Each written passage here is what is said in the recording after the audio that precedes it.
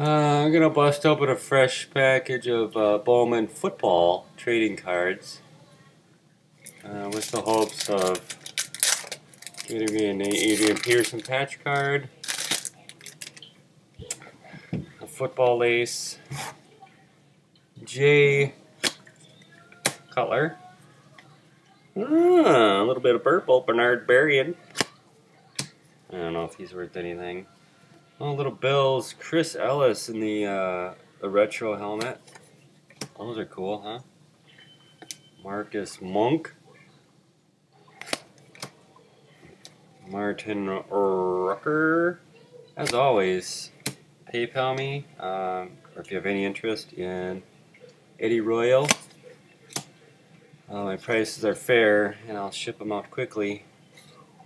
Scott Cotton, Fatty of Andre Johnson. Is anybody collecting fatties anymore, or is that just old news? Jerome Felton for the pathetic Detroit Lions, but it is a Bowman Chrome rookie card. And, oh, funny, a double Kenneth Moore Bowman Chrome Detroit Lions, and a checklist. Sometimes people will collect those.